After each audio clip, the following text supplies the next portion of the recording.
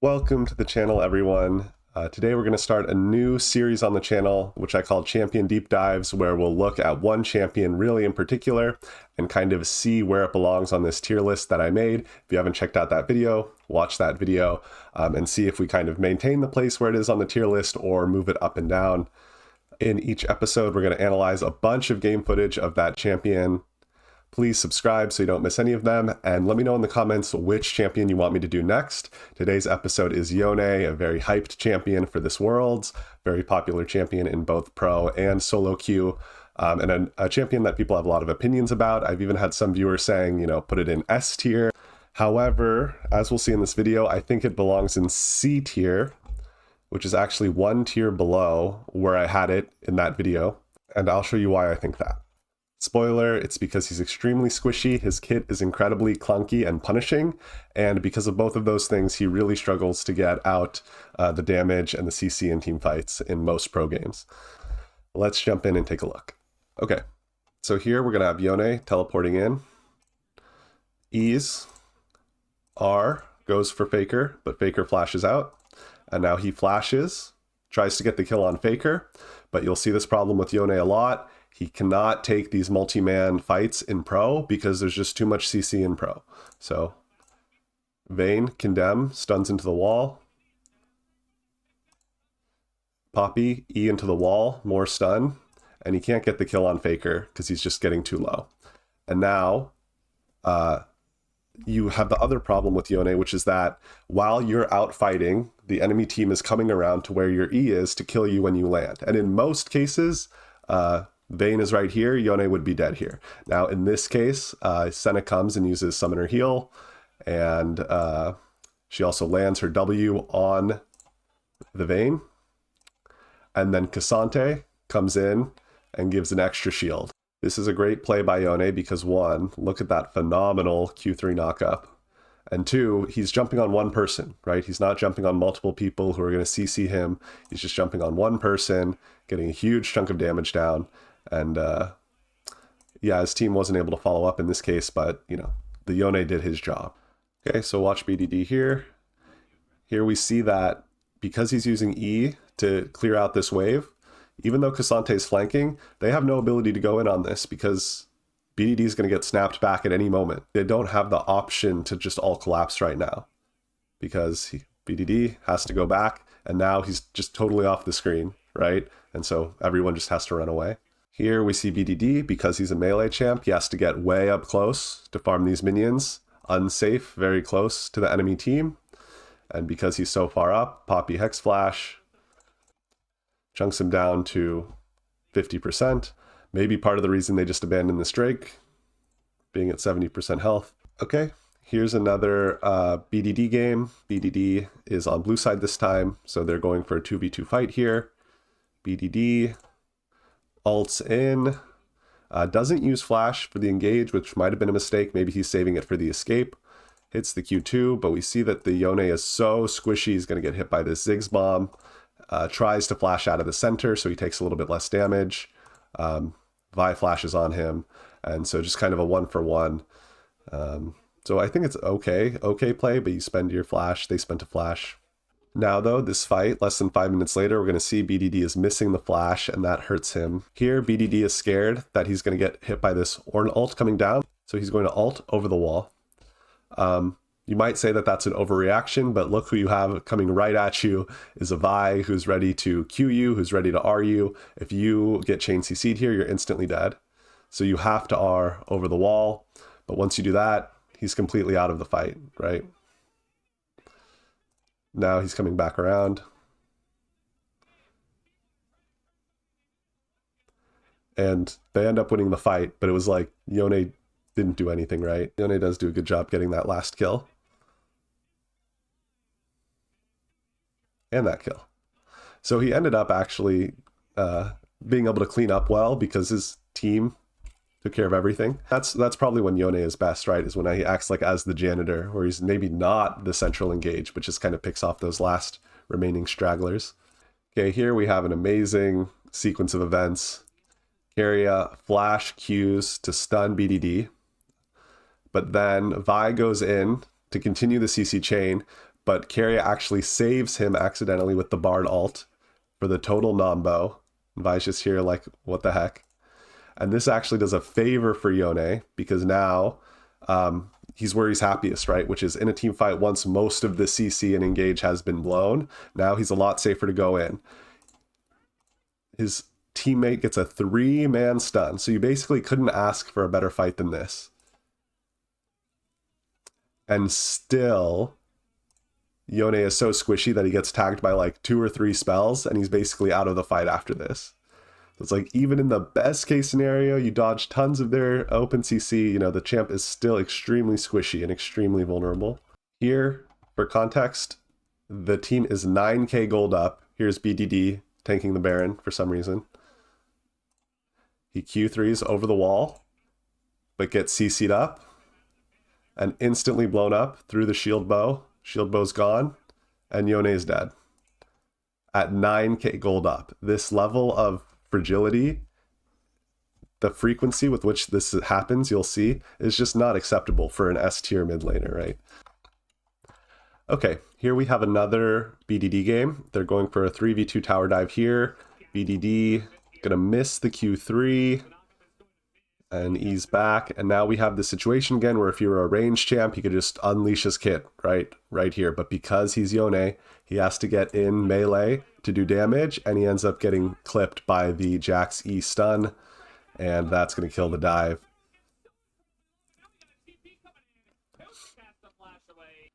Here we have a decent BDD pick. He's in Q3 and R. This is the type of thing you want to go in on Yone, because there aren't a ton of people who are going to CC you up and kill you. It's just a couple people, plus you have ally support, so you're free to do whatever you want. But you do have that awkwardness where now the fight is kind of over here, you're kind of back and not doing as much. It ends up being okay, you know, not amazing, not terrible, just average.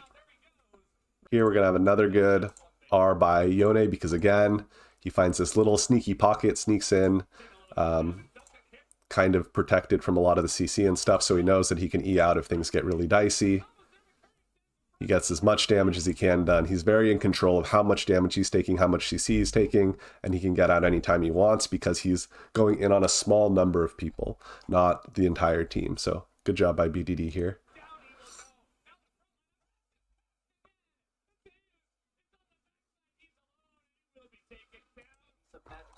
Okay, this time Zeus took the Yone away from BDD, so this game it's going to be Zeus on the top lane Yone.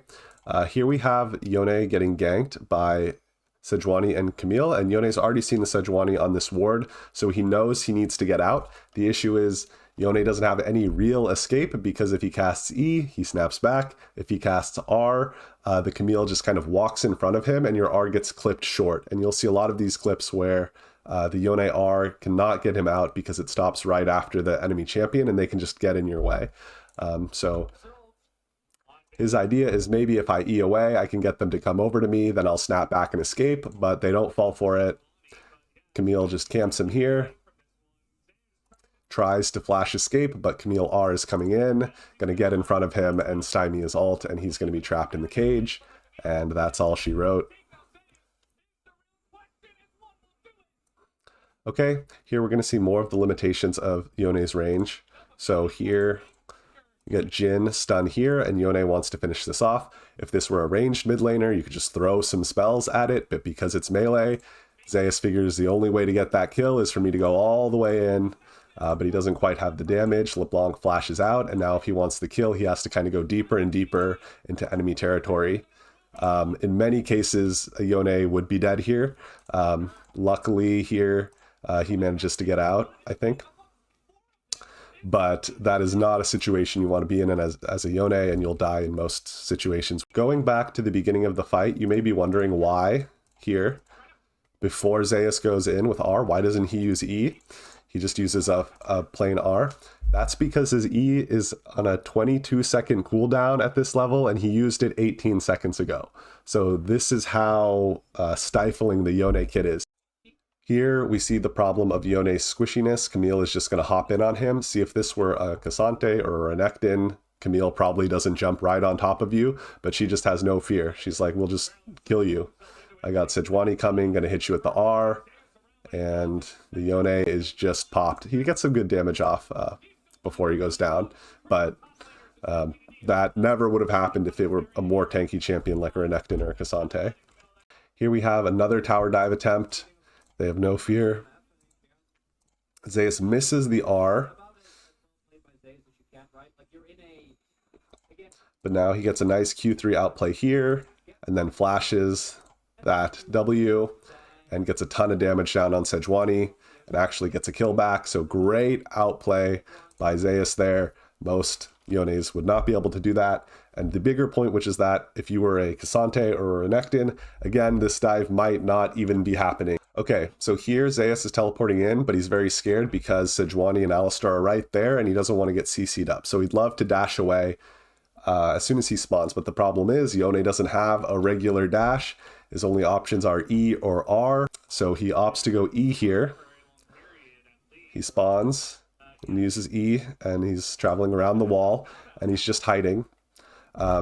Luckily, the enemy team is not camping this. That happens a lot, but he's safe on that account here. Snaps back. Now re-engaged by the Alistar. Yone flashes out. Now he has no E and no flash. Just has R. And so he can't really do anything. So he's just waiting for his E to come back up. Waiting for his E to come back up. Now the E comes back up. And he goes R, but this is not where you want to be. See how you're going into 3 or 4. Lots of CC, very tanky. And so he doesn't get that much done. He does a little damage, but he says, I need to get out of here immediately. But what happened is this Camille used R on Yone, and so the Yone actually drags the Camille back. But obviously that wasn't Yone being good necessarily. I mean, I guess if he saw the Camille R, it's good, but as a Camille, you obviously shouldn't R there. So in a regular situation, Camille would still be up here, and Yone would have snapped back, and nothing would have really happened because the Yone engage didn't do that much damage because he can't stay for any period of time because there's 4 people there. But it ends up working because they captured the Camille. Here is a Faker game. He's getting poked out a lot by the Corki, and in this game he gets poked out so much that he has to flash away. It's common to get poked out as Yone and have a rough lane. It's not super common to have to flash though, and this was all Corki damage. The Maokai didn't even visit, so that's one more thing you have to worry about when you pick Yone. Here, Faker doesn't see King, and I don't think, so he goes in trying to Q3 this last minion, but now he's caught out. We see again that your R is not a true escape because instead of going to the end of the R, you just get stopped right in front of the person you're R'ing through, and he's dead. Here we have Faker trying to get this kill, but the issue is Yone always has this E trap where the enemy team can just camp where you're going to come back, and so he does get the kill, but all the CC is being saved up, ready to hit Yone as soon as he comes back, even through the flash. Dead. Eyes on Faker here at the bottom. Camille is escaping, and Faker tries to go in, ult in, misses everything, and even through the shield bow, this champion is way too squishy. Too squishy. Here we see a great fight from Faker. Ease in, and then sneaks past with the flash like a ninja, R'ing. Because they're so far away, he does go just behind them, right? In this case, it's safe because Ziggs and Corki, not known for their CC, and they can kill the Corki fast enough that there's not enough DPS, so he can just do whatever he wants now. So much better engage from Faker there because you're only ulting onto the people who have no CC. Plus, he had ally support. Here, another classic Yone play, great at jumping onto these very low damage carries, playing the kind of cleanup crew. E in, R onto the Yone, and they're dead before they can damage him too much. Anytime you're like this, where you feel in control, that when I take too much damage, I can E back, you're okay. It's when you're going in onto 3 or 4 or 5, and they CC you up, that's when you're really in trouble. So here they're fighting over the Elder Dragon, going to be a smite fight probably, and the best thing you can do as Yone is, of course, not do anything at all. Just threaten that you might do something. He's not doing anything. He's like, maybe I'll come in, and it's pulling the entire enemy team down and away from the Elder Dragon. He didn't even have to do anything. He's just standing there looking menacing. and so the enemy team is just nowhere near the fight. Here's another Faker game. We see a classic E trap that when he E's in, Blitzcrank is going to come in. Faker needs to right now E back before the Blitzcrank gets on top, but he waits too long. Blitzcrank is now right on top, can land the empowered auto attack, rocket grab, and in 99% of situations, Faker is super dead here.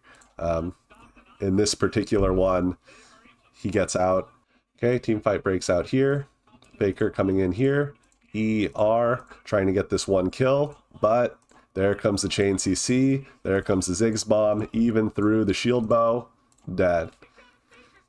Too squishy. Too squishy, too squishy. This champ is too squishy. Okay, here we have maybe the coolest Yone play I've ever seen.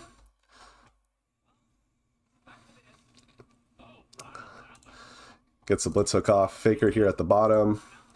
There's no opening for Faker here, right? Right? You should never be doing this, right? Flashing, R-ing into 5 people, you're just going to get C'd up and die, right? That is true 99% of the time. Faker goes in, gets this pop off, and E's back out. Barely a scratch, baby. So why did this work? Why did this work? When usually Yone ults like that look like that, don't work. First thing,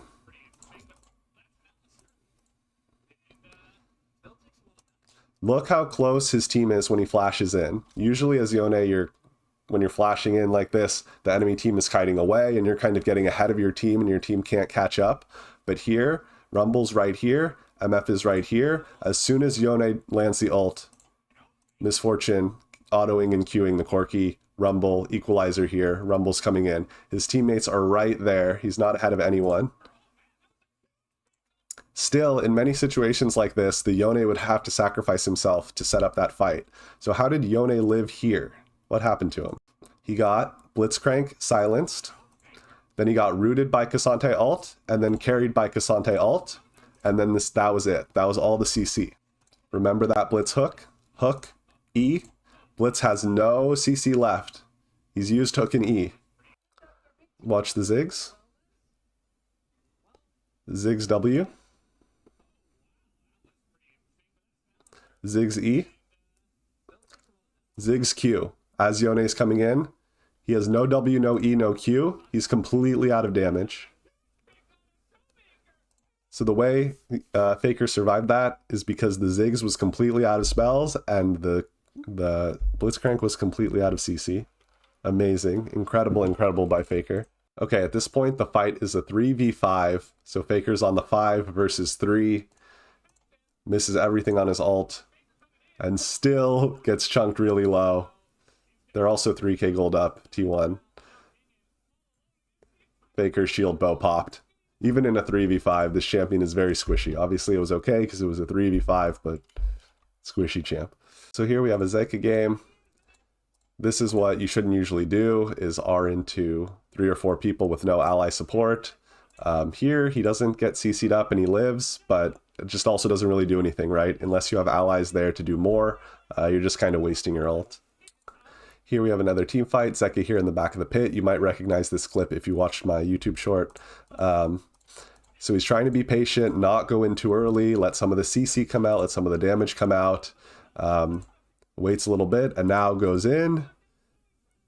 But even so, instantly blown up. Champ is super squishy. Here, we're going to watch Zeka and see again the weaknesses of Yone ult. He tries to sneak into the back line. See, what we'd really like here is to be further back near the Corki, but the way the ult works is it's going to put us right here behind all the CC that we don't want to be near. We have to flash to try to get on the Corki. Corki uses stopwatch, and we are out of everything.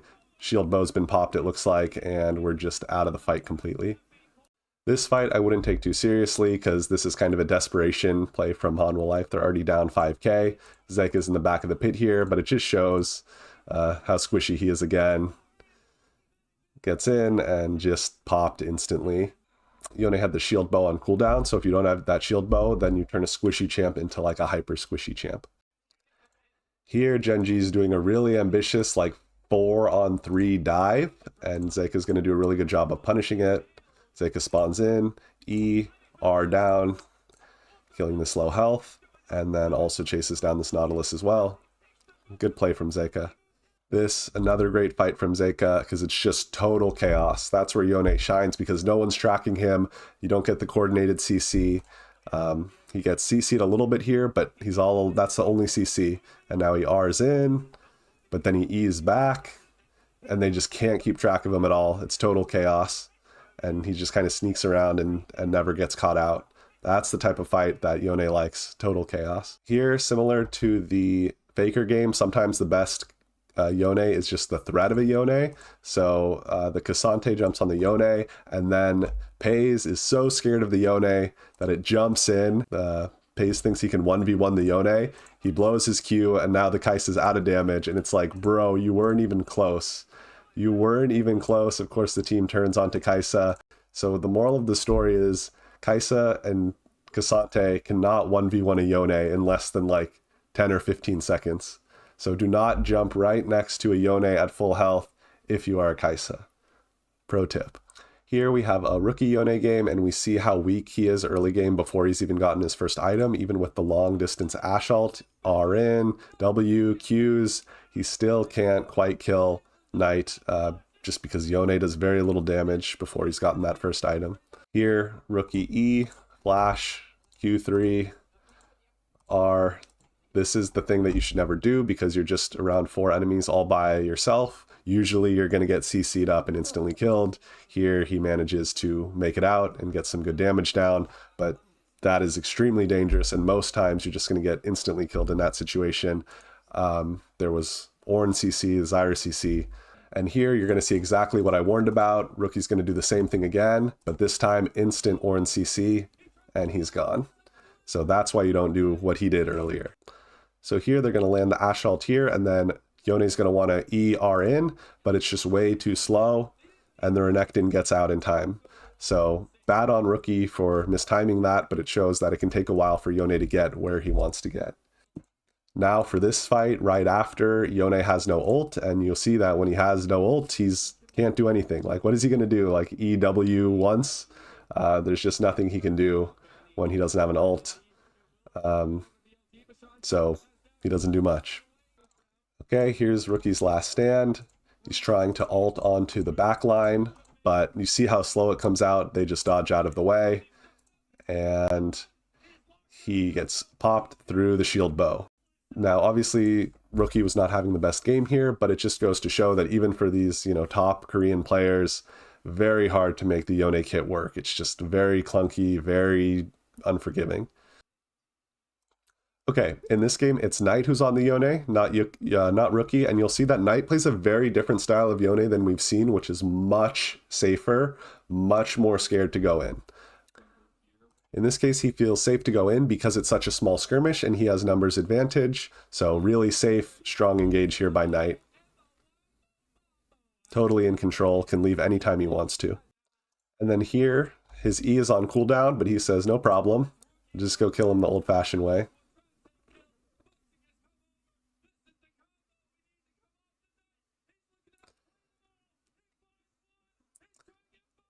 And saves the Q3 to get out. Great play by Knight. So here we'll see some of that Knight gameplay I was talking about. E over the wall. This is where you, in your solo queue game, where most pros are going to R in. Say, I've used my E, I'm here. I walked all the way from base. I'm using my R. Knight says, nope, this smells fishy. This Zyra ult is zoning off my entire team. If I R in there, I'll be all by myself, so I'm just going to save it for a better time. And he just goes home. So this is the more reserved style of Yone. He stays safe and he doesn't give over this bounty that he has. But now we see that Knight was right all along, because just 30 seconds later, he wouldn't have had his ult up if he used it earlier. Now he sees a much better opportunity after the Sejuani R lands here, that he's just going to hop in really quick and get out. Beautiful play by Knight. You're probably expecting some kind of R here. His whole team is here, and he just used E, and he doesn't do it. He saves it.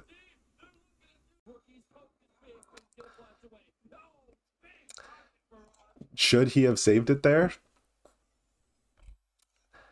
I can't say for certain. I don't want to tell Knight he's playing Yone wrong, but definitely seems like maybe there could be some cost to this style of playing Yone very cautiously as well, that there might be some cost to that, some missed opportunities. Here's another fight by Knight. Ease in. Again, playing it pretty safe, just poking at this front line instead of R'ing into the back line. QQ kills the front line. But now goes on to the back line, but misses everything this time. Doesn't get anything done outside of that initial kill. So again, was it correct for him to hold on to the R rather than use it early and just kind of poke around? I really don't know the answer, but you can definitely see how different it is from all the Yones we were seeing earlier. It should be noted that he has 0 deaths and a 350 gold bounty though, so that is definitely one benefit of the way that Knight is playing. Here, we're going to see that even for the best players, Yone is horribly unforgiving.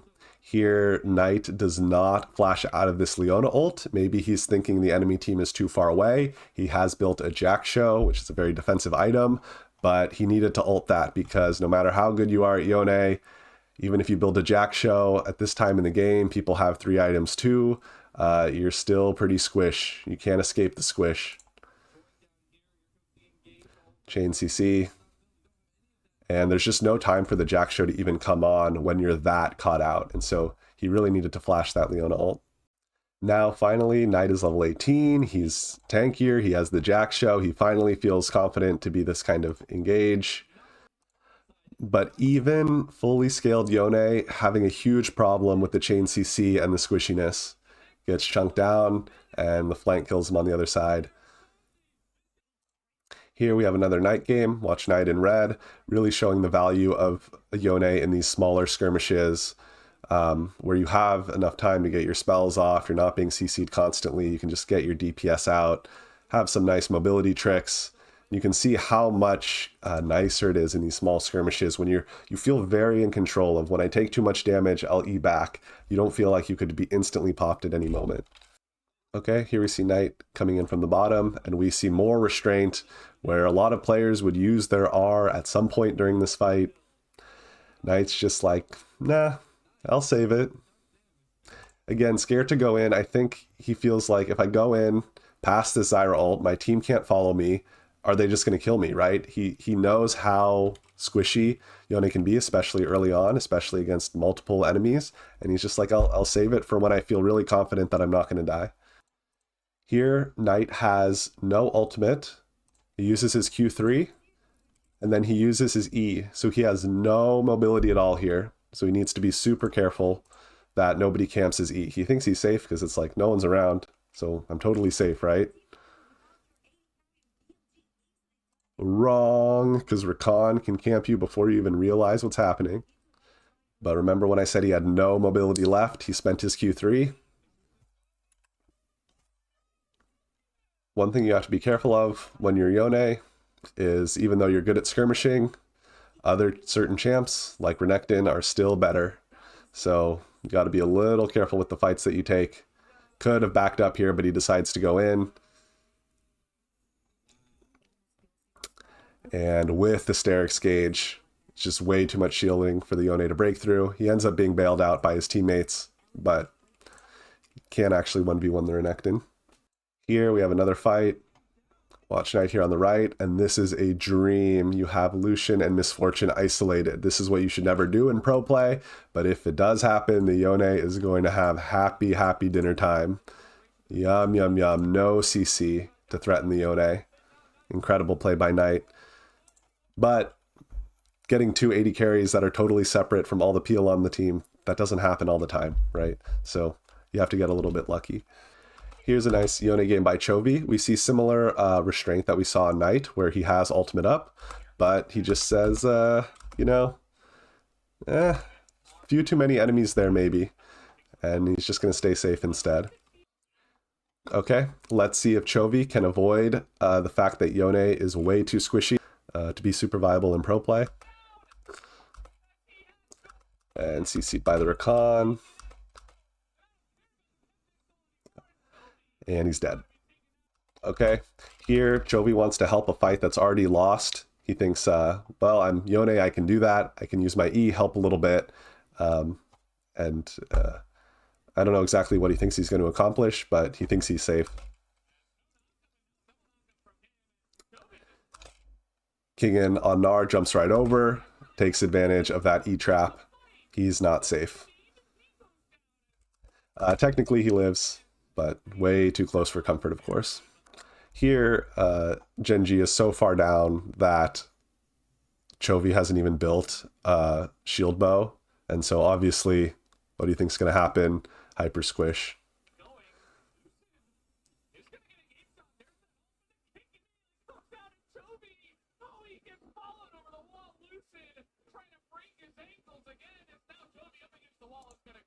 But they're 9k gold down, so don't take ones like that too seriously.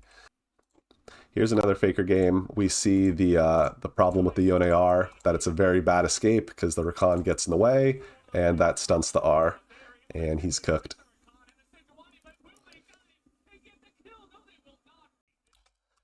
And here, Faker jumps in on the Kennen, but he has to deal with the E-trap.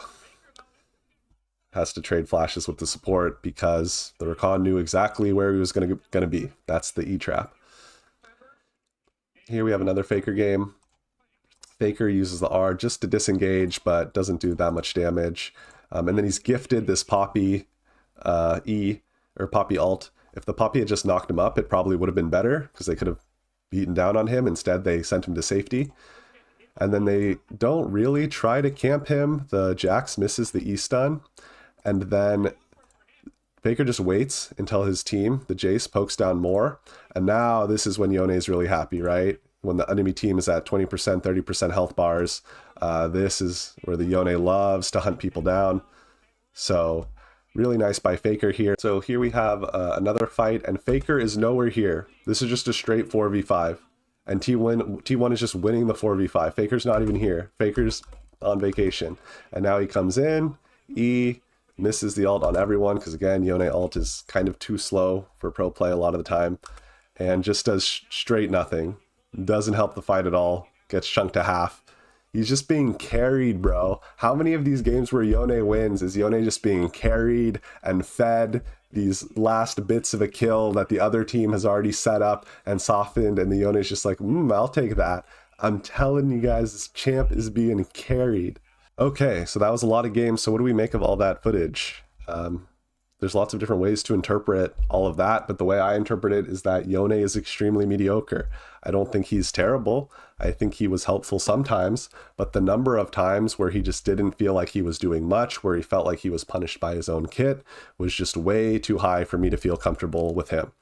I think the easiest way to think about Yone is to just take away the flashiness of the Q3 and the E and the R, and what you're left with is this simple fact. For Yone to do damage, you have to be right next to someone. And in pro, if you're right next to someone, you're almost certainly being chain CC'd and popped instantly.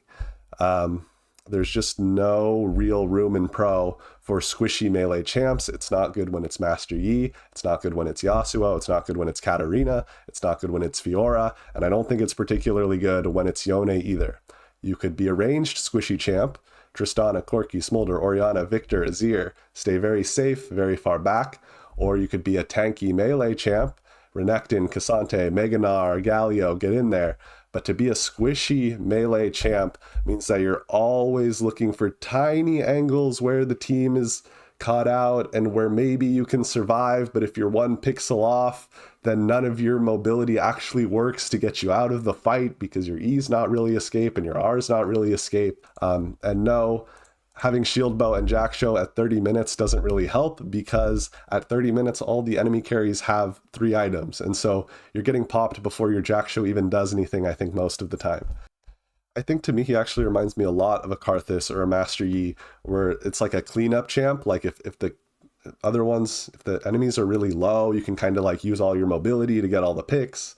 But when you're just fighting that 5v5 comp, it just feels like you're waiting for your other 4 teammates to get them enough CC'd and damaged to where you can actually go in. And what happens is if you're just waiting around, your team is often losing that 4v5, especially if you don't have like, if you're Knight on BLG, you can just wait and your team will like 4v5 the enemy team, and then you can be like, I'm Yone, I got all the kills. But if you're not on such a strong team, you can't afford to just send your 4 allies in to do all of the setup work and then try to clean up all the kills afterwards. That's kind of how I interpret it.